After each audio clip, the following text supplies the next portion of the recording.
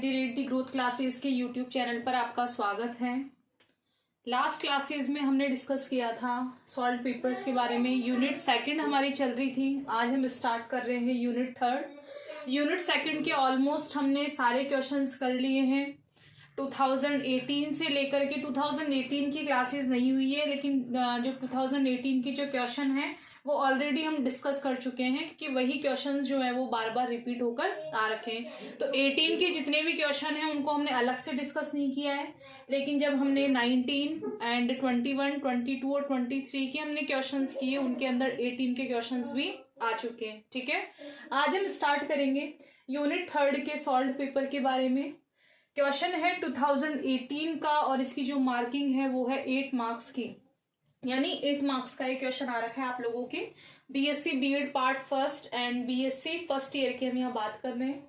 Question है जालक ऊर्जा क्या है, इसका निर्धारण कैसे करते हैं, जालक ऊर्जा को प्रभावित करने वाले कारकों की विवेचना कीजिए। What is lattice energy, how is it determined, discuss the factors affecting lattice energy. यानी सबसे पहले हमें ये डिस्कस करना है कि जालक ऊर्जा क्या है या जालक ऊर्जा किसे कहते हैं। तो देखिए इसका आंसर क्या होगा। जालक ऊर्जा की डेफिनेशन क्या होती है, एक मोल ठोस आयनिक क्रिस्टल को पृथक पृथक आयनों में विभक्त करने के लिए जो आवश्यक ऊर्जा होती है उसे क्या कहा जाता है, जालक ऊर्जा। जैसे हमारा एक मोल ठोस आयनिक क्रिस्टल हमने ले लिया Mx। M क्या है, कोई पॉजिटिव आयन है, और X क्या है, कोई नेगेटिव आयन है। इससे फिर क्या बनेगा, M प्लस गैस फॉर्म में, और यहाँ पे जो X है वो भी कौन सी फॉर्म में बन रहा है, गैस में। यानी हमने सॉलिड को दो भागों में तोड़ा, एक पॉजिटिव बनाया एक नेगेटिव। यानी एक आयन तो है कौन सा, पॉजिटिव, और दूसरा आयन कौन सा है, हमारा नेगेटिव। तो एक मोल ठोस हमने लिया, उसको आयनिक क्रिस्टल में अलग अलग भागों में डिवाइड किया, और इस दौरान जो हमें ऊर्जा चाहिए थी, जो आवश्यक ऊर्जा थी, उसे ही कौन सी ऊर्जा कहा जाता है, जालक ऊर्जा। तो एक मोल ठोस आयनिक क्रिस्टल को पृथक पृथक आयनों में विभक्त करने के लिए जो एनर्जी चाहिए होती है, उस एनर्जी को क्या कहा जाता है, जालक ऊर्जा। या अगर हम अपोजिट डेफिनेशन लें, जैसे हमने इसको यहाँ ले लिया M प्लस गैस और X माइनस गैस हमने लिया, और इससे हम क्या बना रहे हैं, Mx सॉलिड। अब हमने इसी को क्या कर दिया, थोड़ा सा अपोजिट कर दिया, और हमने क्या लिखा कि गैसीय आयनों से, यानी पहले हमने सॉलिड से आयन बनाए, अब हम आयन से क्या बना रहे हैं, सॉलिड, यानी किसी जालक को बना रहे हैं।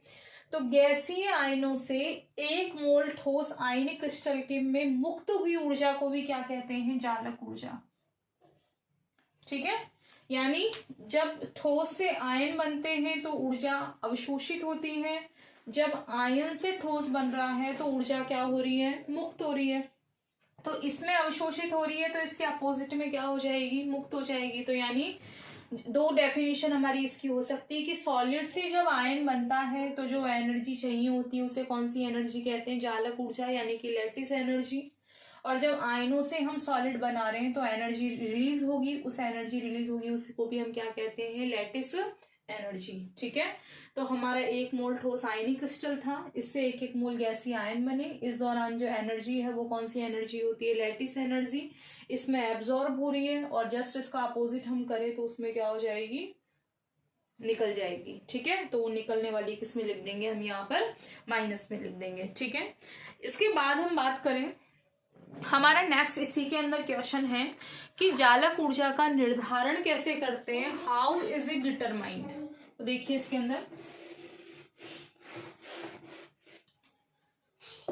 तो हमने लिखा कि जालक ऊर्जा का निर्धारण कैसे करेंगे कि प्रयोगों द्वारा परोक्ष रूप से बॉर्न-हैबर चक्र की सहायता से जालक ऊर्जा को क्या कर सकते हैं, परिकलित, यानी कैलकुलेट किसकी सहायता से करते हैं, बॉर्न-हैबर चक्र। तो हमें क्या पढ़ना पड़ेगा, बॉर्न-हैबर चक्र। क्यों, क्योंकि बॉर्न-हैबर चक्र की सहायता से हम किसका निर्धारण करेंगे, जालक ऊर्जा का। तो बॉर्न-हैबर चक्र क्या है, बॉर्न-हैबर चक्र किसी आयनिक यौगिक के बनने की ऊर्जा। तो आयनिक यौगिक के बनने की ऊर्जा है, तत्वों का आयनन विभव है, इलेक्ट्रॉन बंधुता है, वाष्पन है, वियोजन ऊर्जा है, जालक ऊर्जा, यानी इन सब तरह की ऊर्जाओं में जो संबंध बताता है उसे क्या कहते हैं, बॉर्न हैबर चक्र।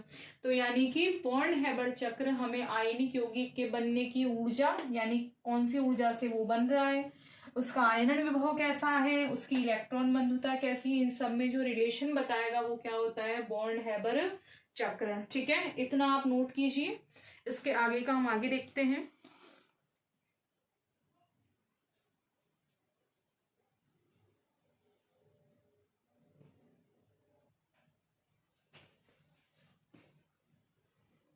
देखिए, बॉन्ड हैबर चक्र से हम कैसे कैलकुलेट करेंगे। तो बॉन्ड हैबर चक्र के 2 पॉइंट हैं। ये क्या कह रहा है इन पॉइंटों में कि किसी अभिकर्मक से उत्पाद बनने में ऊर्जा परिवर्तन जो है वो सदैव समान रहता है।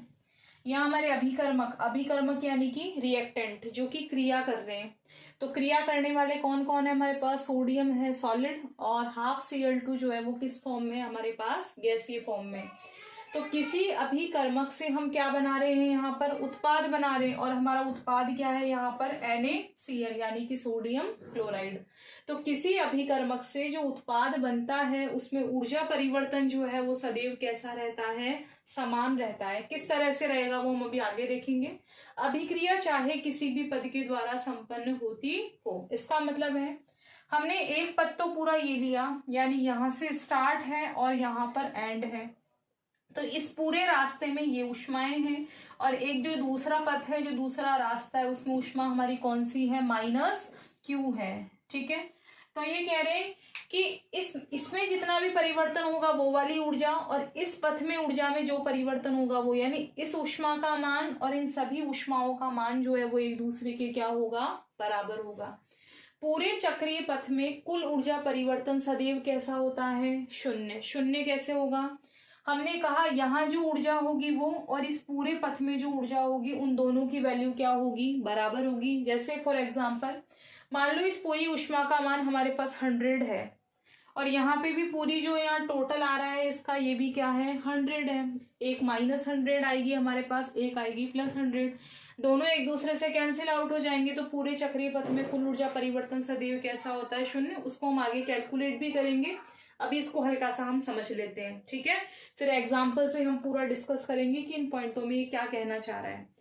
उसके बाद में बॉन्ड हैबर चक्र ने सोडियम क्लोराइड के लिए बॉन्ड हैबर चक्र दिया। इसमें कितने रास्ते दर्शाए गए हैं, दो कैसे, एक पूरा पथ तो है ये वाला, और एक पथ है ये वाला। तो कितने पथ हो गए, 2। और इसका हम गणितीय समीकरण यानी मैथमेटिकल इक्वेशन की बात करें तो कौन सी है, -Q यानी इस वाले पथ की जो एनर्जी होगी वो। ठीक है, किसके बराबर है, S + I, यानी S है, यहाँ I है, फिर क्या है, D/2 है, -E है, -U0 है। अब ये ऊर्जाएं कौन कौन सी होती है उनको हम डिस्कस करते हैं। ठीक है, बॉन्ड हैबर चक्र में सबसे पहले क्या किया, Na जो है वो किस फॉर्म में है, सॉलिड से हमने इसका क्या बनाया है, गैस, यानी कि Na सॉलिड से हमने क्या बनाया है, Na गैस बनाया। इसके लिए जो एनर्जी देनी पड़ती है वो कौन सी है, S का मतलब होता है कौन सी ऊर्जा, ऊर्ध्वपातन ऊर्जा, यानी कि सब्लिमेशन एनर्जी। तो सब्लिमेशन एनर्जी या ऊर्ध्वपातन ऊर्जा क्या होती है, जो डायरेक्ट सॉलिड से क्या बना दे, गैस। यानी ऊर्ध्वपातन में कौन सी फॉर्म नहीं आती, द्रव अवस्था नहीं आती, लिक्विड फॉर्म नहीं आती। तो जब सॉलिड से हमें गैस बनाना है तो उस दौरान जो ऊर्जा देनी पड़ती है, देने वाली ऊर्जा किस में आती है, प्लस में। तो हमने यहाँ क्या लिखा, प्लस ऊर्ध्वपातन ऊर्जा। इसका मतलब हमें यहाँ क्या देनी पड़ेगी, ऊर्ध्वपातन ऊर्जा देनी पड़ेगी। ठीक है, उसके बाद हमारे पास है हाफ Cl2 में क्या है, देखिए हाफ Cl2 हमारे पास कौन सी अवस्था में, यहाँ वही गैस अवस्था में, यानी कि गैस फॉर्म में। इससे हम क्या बना रहे हैं, Cl गैस। इसका मतलब हाफ Cl2 का मतलब हमारे पास इस तरह से इनके बीच में बॉन्ड है। ठीक है, इस बॉन्ड को हमने यहाँ से क्या कर दिया, तोड़ दिया। तोड़ने पर हमारे पास में कितनी बच गई, हाफ इसलिए लगाया है क्योंकि हमें सिर्फ एक Cl चाहिए, एक क्लोरीन चाहिए। तो क्लोरीन को सिंगल फॉर्म में बनाने के लिए हमें इसे कौन सी ऊर्जा देनी पड़ेगी, डिसोसिएशन एनर्जी। क्योंकि यहाँ हाफ अणुओं के लिए दे रहे हैं, आधे के लिए दे रहे हैं, इसलिए इसको भी क्या लिख दोगे यहाँ, D/2 यानी D यानी कौन सी ऊर्जा, वियोजन ऊर्जा, डिसोसिएशन एनर्जी। ठीक है, तो डिसोसिएशन एनर्जी है तो ये कौन सी ऊर्जा होगी हमारी, वियोजन ऊर्जा होगी। ठीक है, तो हाफ Cl2 गैस को हमने तोड़ा, इसके लिए वियोजन ऊर्जा देनी पड़ रही है, इसलिए भी किसके अंदर आएगी, पॉजिटिव के अंदर। तो हमारे पास दो फॉर्म आ गई, Na भी किस में आ गया, गैस में, और Cl भी कौन सी फॉर्म में आ गई हमारे पास में, गैस फॉर्म में आ गई। इसके बाद हम बात करें, अब हमारे पास है Na गैस, यानी कि सोडियम जो है वो गैस फॉर्म में आ चुका है। इसमें हमें क्या बनाना है, इसका Na प्लस गैस बनाना है। तो Na प्लस गैस का मतलब इसमें से प्लस कब आएगा, जब इसमें से क्या निकाल देंगे हम, इसका जो इलेक्ट्रॉन होते हैं वो होते हैं 2, 8, 1, तो हमें ये एक इलेक्ट्रॉन को निकालना है। इलेक्ट्रॉन को निकालने के लिए दी गई ऊर्जा कौन सी होती है, आयोनाइजेशन एनर्जी, यानी कि आयनन ऊर्जा।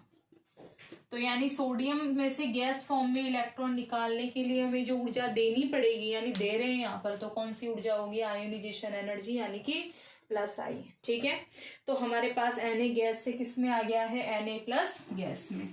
फिर उसके बाद हम बात करें, हमारे पास है अब Cl गैस।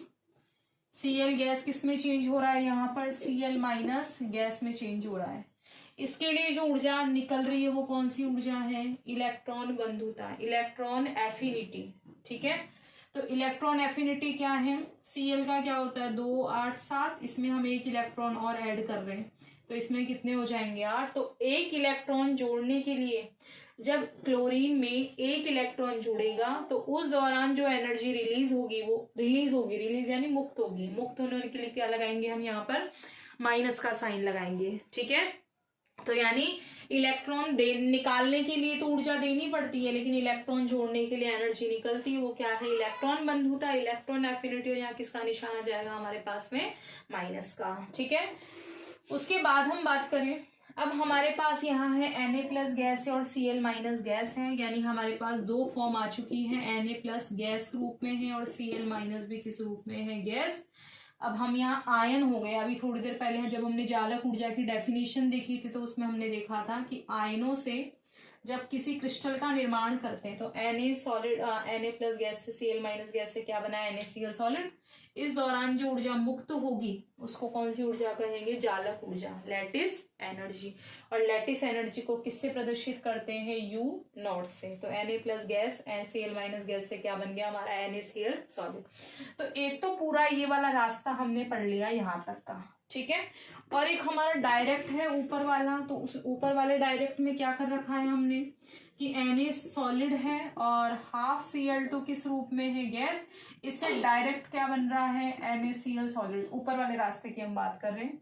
और इस दौरान जो हीट निकल रही है उसे कहते हैं अभिक्रिया ऊष्मा, heat of formation. Heat of formation release हो रही तो किसका निशान आ गया, माइनस क्यू का। तो यानी इस माइनस क्यू की जो वैल्यू होगी वो इन सभी के योग के क्या होगी, बराबर होगी। यानी कुल ऊर्जा परिवर्तन सदैव कैसा होगा, शून्य।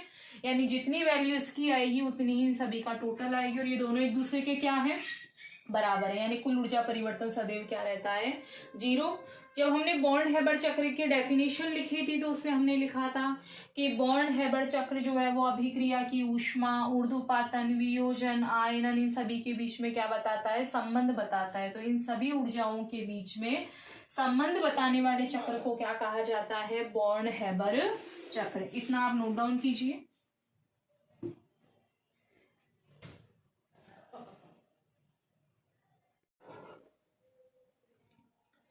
सोडियम क्लोराइड के लिए बॉन्ड हेबर चक्र जो हमने चक्र पढ़ा उसका पूरा डिस्क्रिप्शन हमने यहाँ लिखा है। ये अलग से भी क्वेश्चन आ रखा है आप लोगों के कि NaCl के लिए बॉन्ड हेबर चक्र के पदों का वर्णन कीजिए। तो यानी एक ही क्वेश्चन में हमारे दो क्वेश्चन इसके अंदर सॉल्व हो रहे हैं। ठीक है, तो NaCl के लिए ईयर मैं आपको बता दूंगी, लेकिन NaCl के लिए बॉन्ड हेबर चक्र के पदों का वर्णन हमारे अलग से भी पूछ रखा है एग्जाम में। तो इसमें हमारे एक साथ 1 से 2 क्वेश्चन हो गए। सबसे पहले NaCl के लिए बॉन्ड हेबर चक्र की जो हमने पद पढ़े, सबसे पहले क्या हो रहा था, सोडियम परमाणुओं का पृथक होना। इसका मतलब सोडियम सॉलिड से किस में चेंज कर रहे थे हम, यहाँ गैस में, जैसे कि हमने डायग्राम में देखा था उसकी चक्र में कि सॉलिड से सबसे पहले हमने गैस बनाया था। उस दौरान जो ऊर्जा दी थी वो कौन सी ऊर्जा दी थी हमने, ऊर्ध्वपातन। तो कितनी ऊर्जा इसके अंदर लगेगी, 26 किलो कैलोरी, यानी 26 किलो कैलोरी एनर्जी देने पर सोडियम सॉलिड से किस में चेंज हो जाएगा, सोडियम गैस में। उसके बाद हम बात करें सोडियम धनायनों का बनना, यानी सोडियम गैस फॉर्म में तो आ चुका है, अब हमें सोडियम से क्या निकालना है, इलेक्ट्रॉन निकालना है। तो इलेक्ट्रॉन निकालने के लिए कौन सी एनर्जी देते हैं, आयनन। जितनी भी एनर्जी देते हैं वो तो लिखते हैं रिएक्टेंट के साथ, और जो एनर्जी रिलीज होती है वो लिखते हैं हम किसके साथ, प्रोडक्ट के साथ। ये आप ध्यान रखिएगा, अगर रिएक्टेंट के साथ, क्रियाकारक के साथ एनर्जी लिख रहे हैं तो वो सारी कौन सी होगी, अवशोषित ऊष्माएं, और जो रिएक्टेंट के उधर यानी प्रोडक्ट की तरफ लिखेंगे वो सारी कौन सी ऊष्माएं होंगी, उत्सर्जित, उनके मान नेगेटिव में होंगे। तो यहाँ हमें कितनी आयनन ऊर्जा देनी पड़ रही है, 118। उस दौरान Na गैस से किसमें चेंज हो जाएगा, Na+ गैस में, और इसमें से क्या निकल जाएगा, एक इलेक्ट्रॉन। उसके बाद हम बात करें, यहाँ तो हुई सोडियम की बात, अब हम क्लोरीन परमाणुओं का बनना। तो क्लोरीन परमाणु के बनने में मैंने आप लोगों को बताया था कि half Cl2 गैस को हमें D/2 यानी डिसोसिएशन एनर्जी यानी कि वियोजन ऊर्जा देनी पड़ेगी। ये हमने हिंदी में नाम लिखे हैं सभी के, ठीक है। आप चाहे तो इंग्लिश में भी लिख सकते हैं, sublimation energy, ionisation energy, dissociation energy, electron gain enthalpy, and this is lattice energy. तो हमने कितनी वियोजन ऊर्जा दी इसको, 28.9 किलो कैलोरी। उससे Cl2 गैस से किस में चेंज हो गया, Cl गैस में। अगला हमारा पद है क्लोरीन ऋणायनों का बनना। तो इसमें क्या होगा, क्लोरीन गैस से इलेक्ट्रॉन यानी क्लोरीन गैस एक इलेक्ट्रॉन लेकर किस में कन्वर्ट हो जाएगा, Cl- में। अब बाकी एनर्जी हमने सारी इधर लिखी थी, यानी क्रियाकारक की तरफ लिखी थी, रिएक्टेंट की तरफ, लेकिन ये वाली एनर्जी हमने कहाँ लिखी है, प्रोडक्ट की तरफ। तो प्रोडक्ट की तरफ यानी जो फॉर्मूले में होगा उसमें हम यहाँ माइनस लगाएंगे, माइनस का मतलब ये निकलने वाली एनर्जी है, ठीक है। तो ये 90.7 किलो कैलोरी जब हम एनर्जी देंगे तो क्लोरीन क्या कर लेगा, एक इलेक्ट्रॉन को गेन कर लेगा, ग्रहण कर लेगा। अब हमारे पास यहाँ पर Cl- आ रखा है और यहाँ Na+ गैस, तो इन दोनों को मिलाकर हम क्या बना देंगे, सोडियम क्लोराइड आयन युग्मों का बनना। तो Na+ गैस हमने यहाँ से लिया, यानी 2 स्टेप हमारे सोडियम के हो गए, 2 स्टेप क्लोरीन के, तो हमारे पास Na+ गैस बन गया, Cl- गैस, दोनों को मिलाकर NaCl सॉलिड। और जब हम सॉलिड बनाते हैं तो उस दौरान क्या रिलीज होती है, जालक ऊर्जा, लैटिस एनर्जी। कितनी ऊष्मा निकल रही है, 180.4 किलो कैलोरी पर मोल। इस प्रकार कुल अभिक्रिया ऊष्मा जो है वो टोटल कितने स्टेप पड़े हमने इसके अंदर, 5। तो इन पांचों का सभी का क्या कर दें हम यहाँ पर टोटल कर दें। तो हमारा फॉर्मूला क्या था, हमारा यहाँ पे इस तरह का फॉर्मूला था, हम चाहे तो इसको इससे ऐसे भी लिख सकते हैं, +E और यहाँ हम लिख सकते हैं -U0। इस तरह से भी हम इसको लिख सकते हैं, लेकिन वही माइनस में आएगा, प्लस माइनस माइनस, यहाँ पर भी प्लस माइनस माइनस। सबके मान रख दें हम, यहाँ पर S का 26 था, I का कितना था, I पहले D/2 लिख देते 28.9, फिर ये था 118, फिर प्लस माइनस माइनस आएगा, और E की वैल्यू हमारे पास ये थी और लैटिस एनर्जी की वैल्यू हमारे पास ये थी। सबको हमने टोटल किया, हमारे पास यहाँ आंसर आया 98.2 किलो कैलोरी पर मोल। यहाँ भी नेगेटिव चार्ज है, यहाँ भी नेगेटिव, तो दोनों नेगेटिव जो है वो एक दूसरे को क्या कर देंगे, कैंसिल आउट कर देंगे। तो Q जो है वो हमारी क्या निकली, 98.2 किलो कैलोरी पर मोल। हमें निर्धारण किसका करना था, यहाँ जालक ऊर्जा का निर्धारण करना था। तो अगर हमें इसमें सिर्फ लैटिस एनर्जी निकालनी है, यानी कि जालक ऊर्जा निकालनी, तो वैसे तो पहले से ही नॉन है, लेकिन अगर हमें यहाँ निकालनी है तो हम क्या कर देंगे, इसको हटा देंगे, और हमारे पास में इसकी जालक ऊर्जा क्या आ जाएगी, इस तरह से हम इस फॉर्मूले में रख के जालक ऊर्जा भी, यानी हम इस फॉर्मूले से हम S की वैल्यू भी निकाल सकते हैं, D/2 की भी, I, E, U0 सभी की वैल्यू को निकाल सकते हैं। कौन से चक्र की सहायता से, बॉर्न हेबर चक्र की सहायता से। तो यहाँ हम नोट डाउन करके एक लाइन क्या लिख सकते हैं कि इस तरह से बॉर्न हेबर चक्र की सहायता से हम जालक ऊर्जा का निर्धारण भी कर सकते हैं। तो देखिए इसमें आगे, तो हम इसमें आगे कैसे लिख सकते हैं कि इसी प्रकार से बॉर्न हेबर चक्र की सहायता से जालक ऊर्जा का भी क्या किया जा सकता है, निर्धारण। जैसे हमने क्या निकाली, अभिक्रिया की ऊष्मा, उसी तरह से हम इससे लैटिस एनर्जी को भी निकाल सकते हैं। तो लास्ट में हम इसमें एक लाइन जोड़ देते हैं कि इसी प्रकार से बॉर्न हेबर चक्र की सहायता से जालक ऊर्जा का भी निर्धारण किया जा सकता है। तो हमने पहले देखा जालक ऊर्जा क्या है, फिर हमने इसका निर्धारण कैसे करते हैं। तो इसका निर्धारण किसकी सहायता से करते हैं, बॉर्न हेबर चक्र की सहायता से। अब ये 4 मार्क्स का हमारे यहाँ कंप्लीट हुआ है। इसके बाद हमारा जो क्वेश्चन है आगे वो है जालक ऊर्जा को प्रभावित करने वाले कारकों की विवेचना कीजिए, यानी discuss the factors affecting lattice energy, यानी लैटिस एनर्जी को जो है कौन कौन से कारक यहाँ पर प्रभावित करते हैं। तो अब हम डिस्कस करेंगे जालक ऊर्जा को प्रभावित करने वाले कारकों के बारे में। देखिए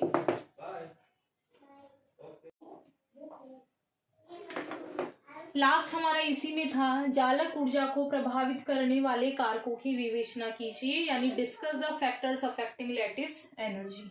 जालक ऊर्जा क्या है इसके बारे में हम बात कर चुके हैं। इसका निर्धारण कैसे करते हैं, तो बॉर्न-हेबर्ट चक्र की सहायता से इसका निर्धारण करते हैं। अब है हमारे पास फैक्टर्स। तो सबसे पहला जो फैक्टर है, जो कारक है, वो क्या है, आयनिक आवेश, यानी कि आयोनिक चार्ज। तो जालक ऊर्जा आयनिक आवेश के गुणनफल के क्या होती है, समानुपाती। आयनिक आवेश का मतलब है, जैसे मान लो हमारे पास है Na+, हमारे पास है मैग्नीशियम +2, एल्यूमिनियम +3। हमें मान लो क्रिस्टल बनाना है सोडियम क्लोराइड का, हमें बनाना है मैग्नीशियम क्लोराइड का, और हमें बनाना है किसका, एल्यूमिनियम क्लोराइड का क्रिस्टल बनाना है। तो सबसे ज्यादा जो जालक ऊर्जा होगी वो किसकी होगी, एल्यूमिनियम क्लोराइड की होगी। क्यों होगी, क्योंकि एल्यूमिनियम क्लोराइड पर आवेश की मात्रा क्या है, सबसे अधिक है। तो क्या कह रहा है यहाँ पर कि जो जालक ऊर्जा है वो आयनिक आवेश के गुणनफल के क्या होती है, समानुपाती होती है। यानी आयनों पर जितना ज्यादा आवेश होगा, यानी जितना ज्यादा चार्ज होगा, उस यौगिक की उतनी ही अधिक क्या होगी, जालक ऊर्जा। तो U0 तो क्या हो गई हमारी जालक ऊर्जा, Z क्या हो गया हमारा, आयनिक चार्ज हो गया। तो जितना ज्यादा आवेश होगा जालक ऊर्जा भी उतनी ही अधिक होगी। ठीक है, इसके बाद हम बात करें दूसरा हमारा जो कारक है वो क्या है, आयनिक त्रिज्या, यानी कि आयोनिक रेडियस कैसे प्रभावित करेगी। तो देखिए इसके अंदर आयनिक चार्ज की हम बात करें तो जो आयनिक त्रिज्या है, देखिए इसमें दोनों आयनों की त्रिज्याओं का गणितीय योग ही, दोनों आयन कौन कौन से, जैसे हम जानते हैं कि किसी, जैसे NaCl है तो इसमें हमारे पास क्या है, एक तो Na+ होगा और दूसरा क्या होगा, Cl-।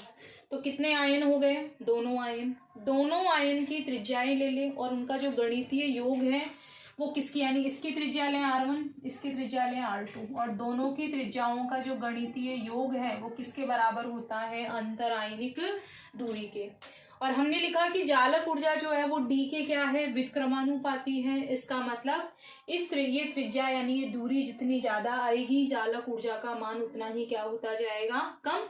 अर्थात आयनिक त्रिज्या के बढ़ने से जालक ऊर्जा का मान क्या हो जाएगा, कम। यानी अगर हम और कोई लेते, जैसे एल्यूमिनियम क्लोराइड वगैरह लेते या हम कोई और एटम लेते तो त्रिज्या बढ़ती तो D का मान बढ़ता, और D का मान बढ़ेगा तो चालक ऊर्जा का मान क्या होता जाएगा, कम। तो इसका मतलब जो आयनिक त्रिज्या है वो आयनिक त्रिज्या अगर ज्यादा होगी तो जालक ऊर्जा का मान क्या होगा, कम। लास्ट है हमारा आयनों का इलेक्ट्रॉनिक विन्यास, यानी कि इलेक्ट्रॉनिक विन्यास जो है वो किस तरह से प्रभावित करता है। तो देखिए इसमें आयन में बढ़ते हुए इलेक्ट्रॉनिक विन्यास से, जैसे हमारे पास वही Na+ है और Na+ से मान लो हम जा रहे हैं किसकी तरफ, सिलिकॉन की तरफ जा रहे हैं।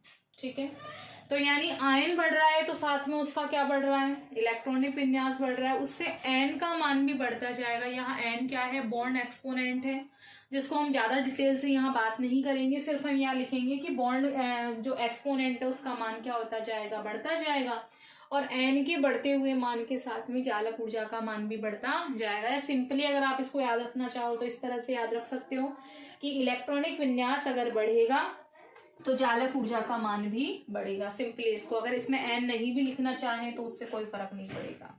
ठीक है, तो N क्या है, यहाँ पर बॉन्ड एक्सपोनेंट है, जिसके बारे में आपको डिटेल से पढ़ने की कोई जरूरत नहीं, ना हमारे सिलेबस का पार्ट है वो। तो आयन में बढ़ते हुए इलेक्ट्रॉनिक विन्यास से N का मान बढ़ता है, और N का मान बढ़ता है तो जालक ऊर्जा का मान भी बढ़ता है। या इसको सिर्फ ऐसे याद रख सकते हो कि जैसे जैसे इलेक्ट्रॉनिक विन्यास बढ़ेगा वैसे वैसे जालक ऊर्जा का मान भी बढ़ेगा। तो हमने ये 8 नंबर का जो क्वेश्चन है वो डिस्कस किया है, जिसमें हमने सबसे पहले लैटिस एनर्जी की डेफिनेशन क्या थी, बॉन्ड हेबर्ट चक्र से उसको कैसे निकाला, और लास्ट हमने पढ़ा जालक ऊर्जा को प्रभावित करने वाले कारक यानी कौन कौन से फैक्टर है जो इसको इफेक्ट करते हैं। 8 नंबर का हमारा एक क्वेश्चन था, 2018 के पेपर में आ रखा है, और आपको किन किन पेपरों में और आ रखा है उनके बारे में हम आगे डिस्कशन करेंगे। जो लोग फर्स्ट बार इस चैनल को देख रहे हैं या जिन्होंने अभी तक चैनल को सब्सक्राइब नहीं किया है, तो सबसे पहले आपको चैनल को सब्सक्राइब करना है। वीडियो अगर आपको पसंद आ रहा है, ये सभी के काम के वीडियोस हैं, यानी जो हम सॉल्व पेपर की बात कर रहे हैं वो सभी के काम आने वाले हैं। तो 2018 का पेपर हम यहाँ डिस्कस कर चुके हैं यूनिट 3 के लिए। वीडियो अगर आपको पसंद आता है तो उसे लाइक और शेयर करना मत भूलिए, और जिन लोगों ने अभी तक चैनल को सब्सक्राइब नहीं किया है वो चैनल को सब्सक्राइब कीजिए, ठीक है। और जिन लोगों को नहीं मिल रहा है वो प्लेलिस्ट में जाके @ ग्रोथ क्लासेस के नाम से चैनल को सर्च करके और प्लेलिस्ट में जाकर इन वीडियोस को देख सकते हैं। और जो लोग फर्स्ट बार देख रहे हैं उनके लिए मैं बता दूं कि हम यूनिट 2 के भी इनऑर्गेनिक केमिस्ट्री के यूनिट 2 के भी हम क्वेश्चंस डिस्कस कर चुके हैं। यूनिट 2 बीएससी बीएड पार्ट 1 और बीएससी पार्ट 1 के लिए भी यूनिट 2 के हम सभी सॉल्व पेपर देख चुके हैं। और यहाँ हमने बात की आज यूनिट 3 जो अब स्टार्ट किए हमने, इसके 2018 के क्वेश्चन हम देख चुके हैं। आगे 19 है, 20 है, 21, 2, 3 इन सब के क्वेश्चन भी हम डिस्कस करेंगे। आज के लिए इतना ही। Thank you so much.